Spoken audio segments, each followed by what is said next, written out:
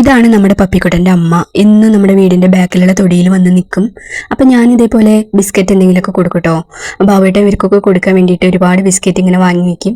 അപ്പോൾ ഇവർ വരുമ്പോൾ അതിനൊരു പാക്കറ്റ് പൊട്ടിച്ചു കൊടുക്കട്ടോ. അതെല്ലാം ചിലപ്പോൾ പൂരി, ചപ്പാത്തി, ചോറ് അതൊക്കെ ഇഷ്ടമാണ് കേട്ടോ. ഇഡ്ഡലി, ദോശ അതൊന്നും ഇവർക്ക് ഇഷ്ടമില്ല.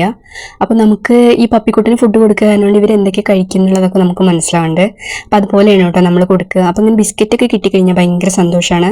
അപ്പോൾ അത് കഴിച്ചു കഴിഞ്ഞാൽ തിരിച്ചു പോവുകയും ചെയ്യും കേട്ടോ. അപ്പോൾ നമ്മുടെ പപ്പിക്കുട്ടൻ്റെ സ്കിൻ പ്രോബ്ലം ഒക്കെ കണ്ടിട്ട് കുറേ പേര് ഇങ്ങനെ ചോദിച്ചിട്ടുണ്ടായിരുന്നു. സ്കിൻ ശരിയായപ്പോഴും ചോദിച്ചിട്ടുണ്ടായിരുന്നു എന്ത് മെഡിസിനാണ് കൊടുത്തതെന്നൊക്കെ. അപ്പോൾ നമ്മുടെ പപ്പിക്കുട്ടന് അങ്ങനെ സ്കിൻ പ്രോബ്ലം വരാനുള്ള കാരണം കണ്ടില്ലേ, എൻ്റെ അമ്മപ്പട്ടിയുടെ കണ്ടില്ലേ. അപ്പോൾ ഇവർക്ക് പാരമ്പര്യമായിട്ട് ഇങ്ങനെ സ്കിൻ പ്രോബ്ലം ഉള്ള ആൾക്കാരാണ് കേട്ടോ.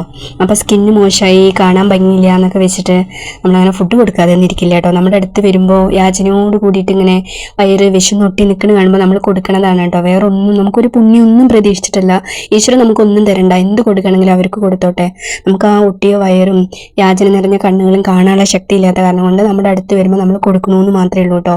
പിന്നെ പട്ടികളിൽ ഉപദ്രവകാരികളുണ്ട്. അത് പട്ടികളിൽ നിന്നല്ല, സകല ജീവികളുണ്ട്, നല്ലതും ചീത്തയും ഒക്കെ ഇതുണ്ട്. പക്ഷേ മനുഷ്യനോളം ദുഷ്ടത്തിലുള്ള, മനുഷ്യനെ ക്രൂരമായി ആക്രമിക്കുന്ന ഒരു ജീവി വേറെ ഇല്ല. നിങ്ങളുടെയൊക്കെ അഭിപ്രായം പറയൂ.